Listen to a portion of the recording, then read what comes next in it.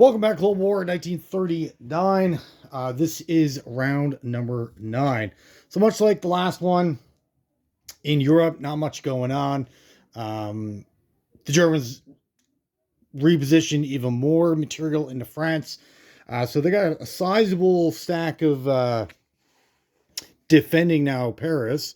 So this is currently what's in Paris. So as you can see, we got a couple Tigers, couple Mark 5 or 3 Mark 5s. Three Tigers actually, um, four SS mechanized, two regular mechs, five infantry, only two medium tanks. It's because the bulk of the medium tanks either got killed in Moscow or is currently in Russia. Three SS infantry. We got about what's that? We got a 14 infantry. Self-propelled artillery. So certainly enough material here to help defend. I'm not sure if they're in a striking force yet. Possibly, maybe, because in Reims they got another 10 infantry, two more SS mechanized, couple light tanks. More likely these light tanks and this mech here in Italy would probably go activate Spain, get those soldiers on the Axis side, give them a little economic boost. But the downside of activating Spain, you will also automatically activate Portugal, which gives them a small navy, couple of infantry, a few things like that. A couple territories down in Africa will get activated down by South Africa. And then, of course, Argentina. However, the Brazilians are ready. They have a small force ready to fight off Argentina if they do enter the game. So they may still activate Spain. The economic boost of $3 certainly wouldn't be worth getting the British another. Portugal itself is worth 3, so you're kind of canceling each other out. Is just do you think you need those military assets like their standing army? The Spain also does have a small navy, so that's something to be considered as well. But we'll see. But right now, the Germans do have quite a bit of a force to go ahead and attack the English and the Americans in France. This is what the English and French currently have in France right now. As you can tell, it's a massive stack of infantry, tanks. They got their entire air force in there now. A bunch of artillery. The tanks are a mix of medium and light tanks. We got a stack of Marines, a lot of British infantry, two paratroopers, and the British on their home island, they got another 10 infantry, three more armor divisions ready to go in.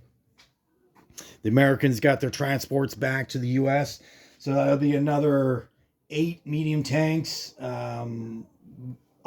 almost about 20 infantry, a couple more artillery ready to go in. So the Germans kind of do need to move now to really get rid of the first stack up here before they have to start dealing with reinforcements. Their own reinforcements, they got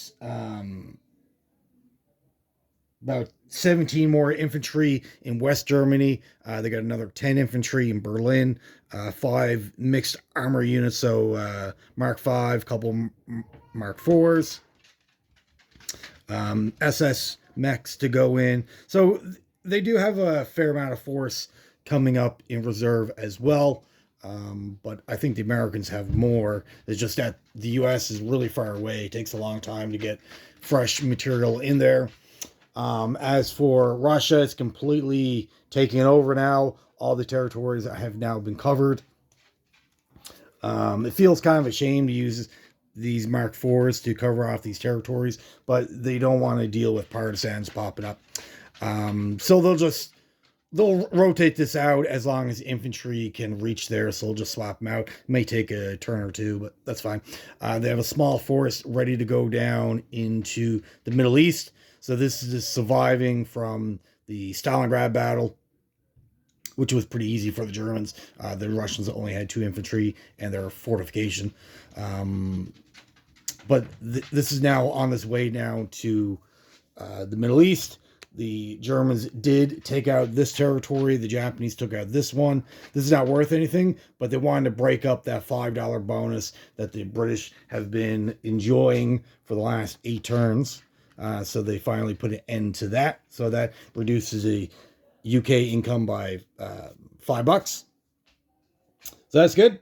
Over in Asia, everything is Japanese now. Everything's absolutely Japanese, except for one territory up here.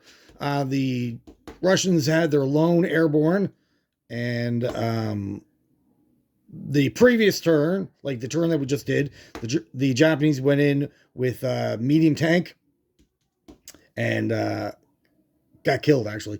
But it killed the paratrooper as well. But the turn before that, that one paratrooper took out 3. So that paratrooper took out 3 on the previous turn, took out 3 other Japanese units. So dollar-wise, the Japanese lost about $20 worth of material trying to kill a $4 unit. So not too bad. But if they had dice like that a lot sooner, many turns ago, the game could have turned out differently. But the story for this turn, not really a lot happening in Europe, but the Philippines, this is where the big battle was. Philippines has fallen, as you can tell, by an overwhelming Japanese force. They went in with all their transports. 2, 4, 6, 7, 8, 9, 10, 11, 12, 14 transports fully loaded.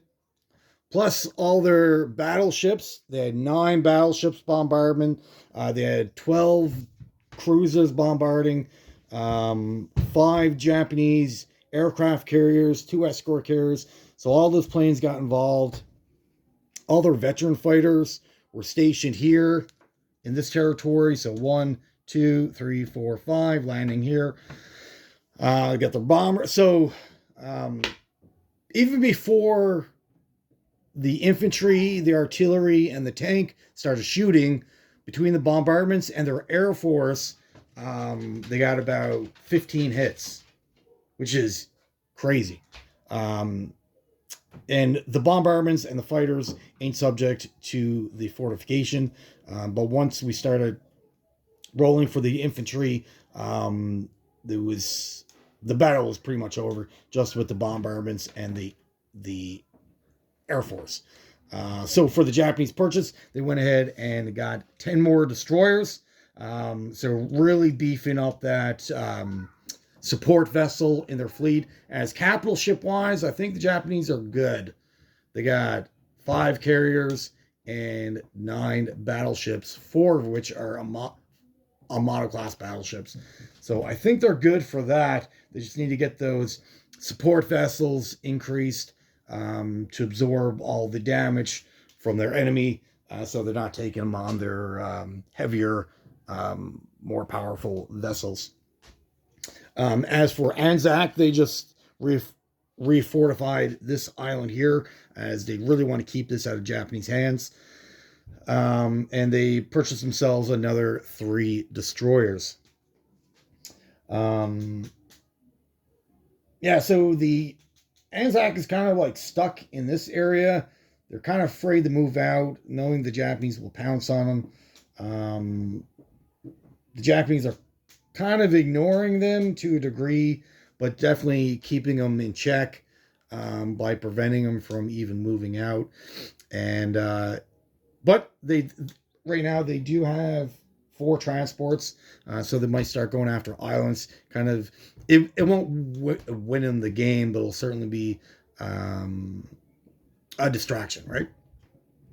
So we will see. But as of right now, if you look at the variability of winning or losing and at what stages to win or lose, right now the Axis right now have 13 victory cities. So the Germans have 6 of their own, So they got Paris, Berlin, Warsaw, and the 3 Russian victory cities. Italy has their own. They're unable, I would say, unable to get into Cairo. It's just way too defended. They got a fortification there. It's just, there's a lot going on. Can the Italians do it? Sure. If you give them 5 more turns, maybe. But then that's another 15 infantry for the British. So, I don't know. Hard to say. But either way, the Axis in Europe have 7 victory cities. The Axis in the Pacific, well, they got Calcutta, Singapore, Hong Kong, Philippines, plus the 2 that they start with. So that's another 6. So that's 13, right? They need 12 at the end of round 10. Or you can go to round 14, then you need more victory cities. And the plan for the Japanese, just to give you an idea of what they plan on doing next, they're going to take out or recapture these 2 islands, take out Guam, take out Java that the Australians currently hold. And then, now these 3 are just walk-ons, and they'll need 2 transports to go after Java. So that's 5.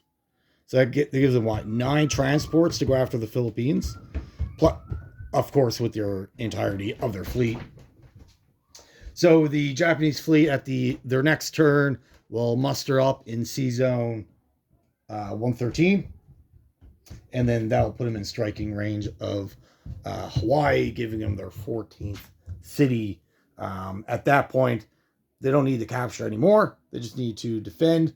And the Allies, I can't really see them going after anymore. All the victory cities in the Pacific are completely safe. The ones in Europe, the only one under threat, the 3 in Russia is completely safe. The only one under threat really is the France or Paris. But the problem with once the Americans and the British land and make a beachhead, from that point, then they have to attack separately. So we'll see, but that's the only one really under threat. And even if they did lose that one, they still have 12. So the Allies needed to take away 2 victory cities. They were really banking on the Philippines holding out, but with the Japanese, that many transports, getting that much material on the island with all their air force, essentially the entirety of their air force took part in that battle. Yeah, it's very difficult to hold off. All right, well, that's the end of this round. And thank you for watching. Have yourself a great day. Welcome back, Global War 1939. This is the conclusion of round 10. So let's take a look. With the Germans, they went ahead and attacked the British and the Americans that were in northern France here, completely destroying that massive army that those 2 nations had.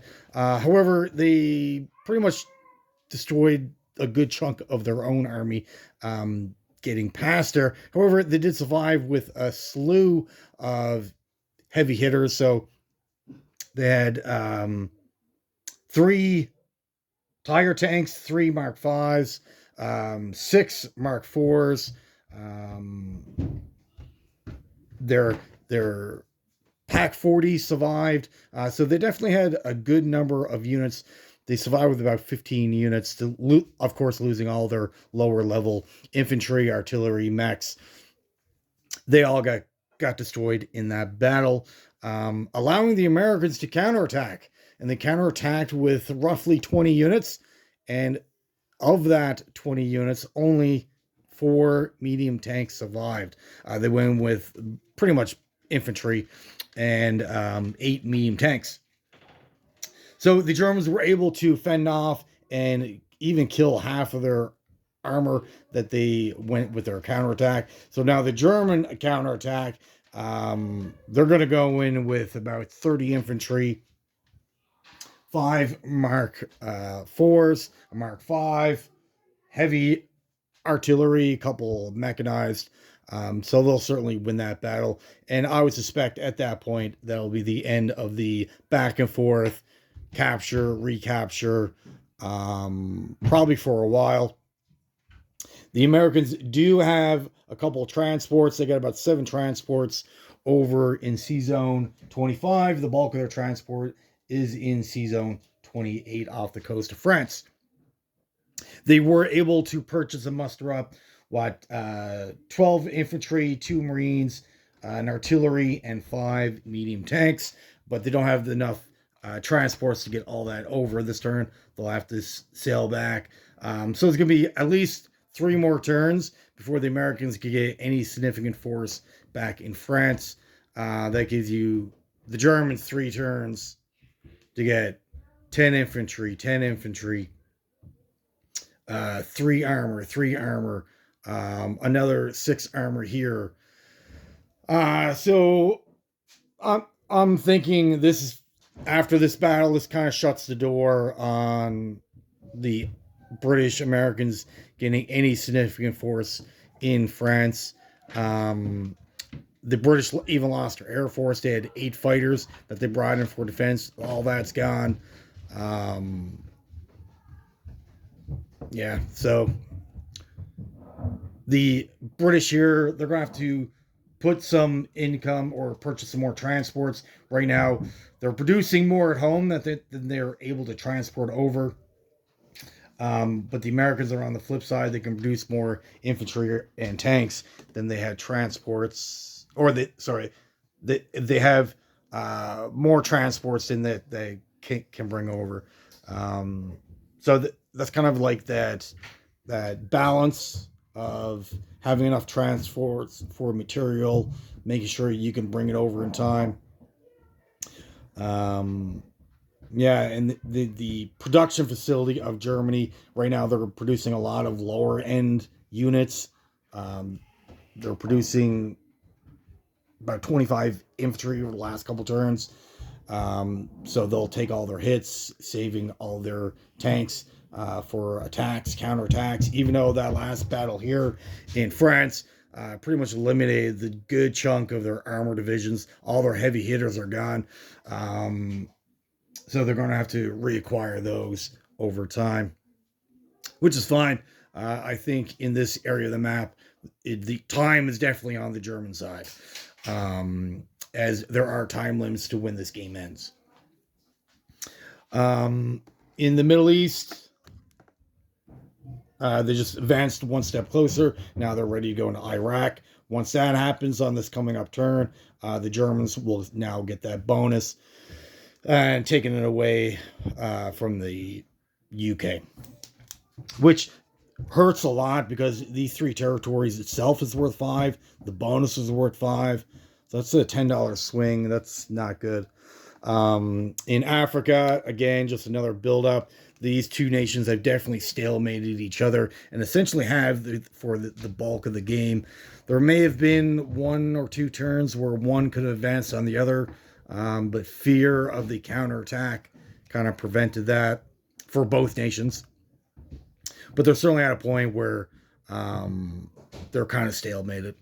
Over in Western Africa, the Italians utilize their transports, taking away the Free French, British, and 2 British fighters, adding that to the Axis side. And then, of course, they'll just walk in and take that one last territory. But again, it's only worth $1, but it's certainly, all those $1 territories do add up. Takes more assets off the board for the British in order to really secure or come down again with any significant force. It's all going to have to come from anything that would go into mainland Europe. So this is really much a huge distraction. And again, sorry about the background noise.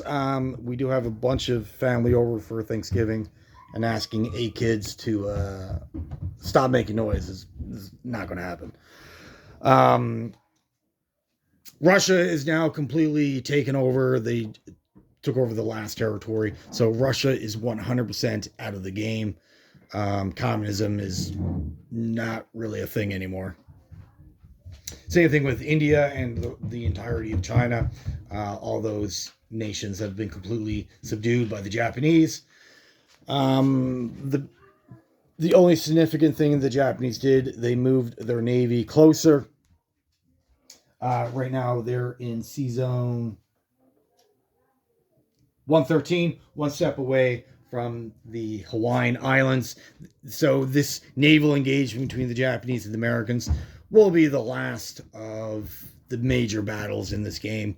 Pretty much the winner of that is going to determine, like if the Japanese win, then that's it for the Americans in the Pacific. But if the Americans win, then the Japanese will have to spend a round or two rebuilding their navy. Economically, the Japanese are pretty much on par. The Japanese are making 107 after bonuses, where the Americans right now, they have 100, 112. So the Japanese are not that far off economically from the Americans. So dollar for dollar, if they're losing similar types of sea vessels material, they can replace each other at a pretty close budget. However, the Americans do have to put a lot of money into the Atlantic, where the Japanese don't. So that's where they draw the edge. The Japanese last purchase got 10 more destroyers, so that's 20 in the last 2 turns. Down in this region, they did bring out 3 transports, dropping off, capturing 3 of these territories, 1 off the Americans and off the Australians. The Australians did counterattack Sea Zone 95, sinking or destroying the transport, and then bringing a tank and an infantry to go after the Japanese infantry they had there.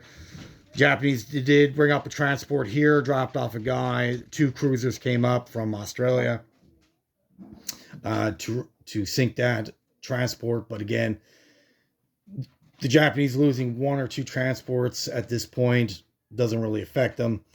They can easily replace them with their massive income.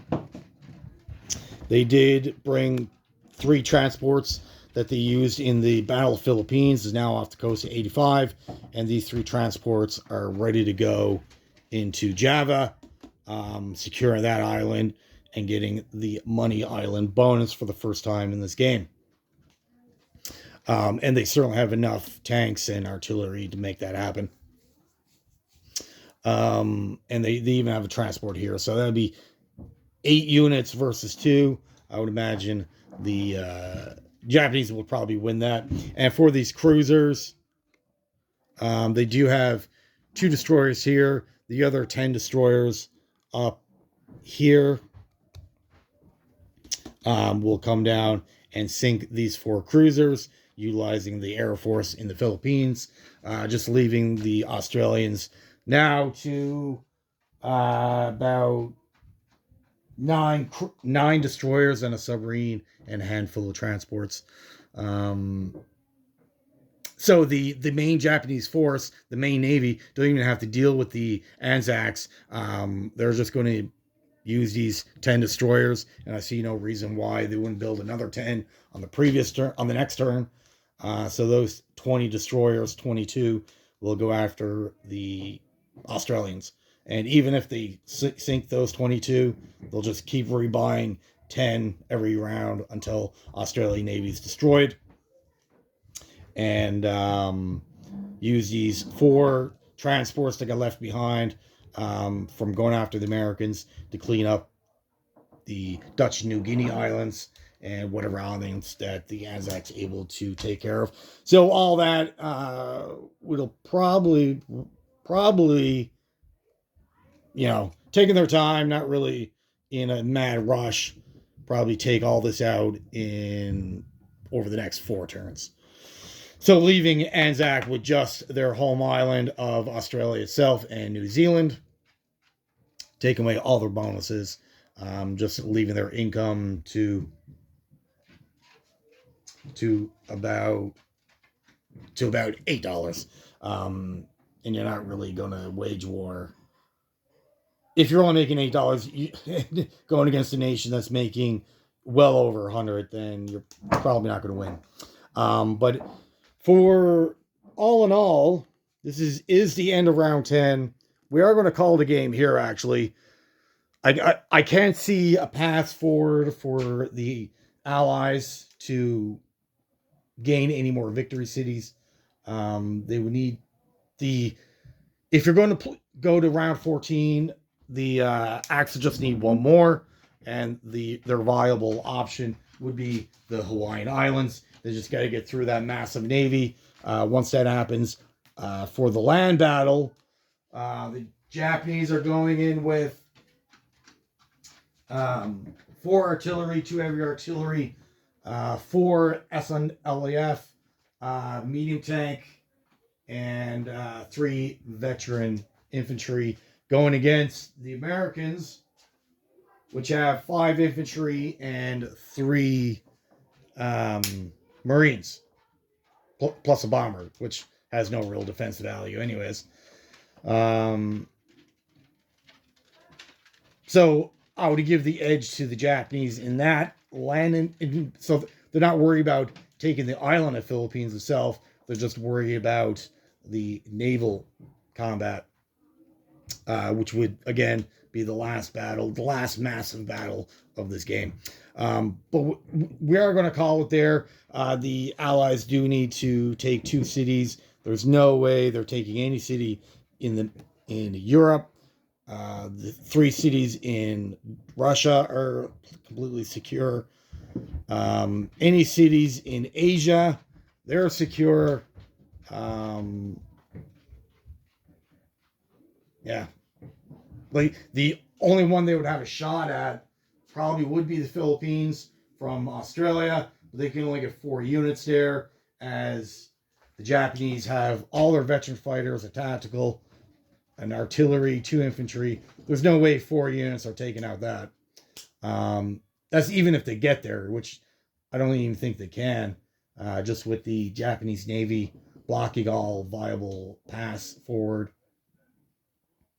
And again, in Europe, that's all completely secure. The only victory city in Africa is already under UK control, and the Italians can't get at that. Yeah. So this will definitely be the game, and it will be an Axis victory yet again, which is fine and dandy. Now, we are closing this game up relatively quickly, trying to get these videos out pretty fast, as we do have a game coming up on Tuesday, and this will be versus Triple Crown. So this is very exciting, going against another player. Make sure the strategies actually hold up against another live person. So very excited. Stay tuned for Tuesday, turn 1. Myself versus Triple Crown. All right. Again, thank you for watching. Have yourself a great day.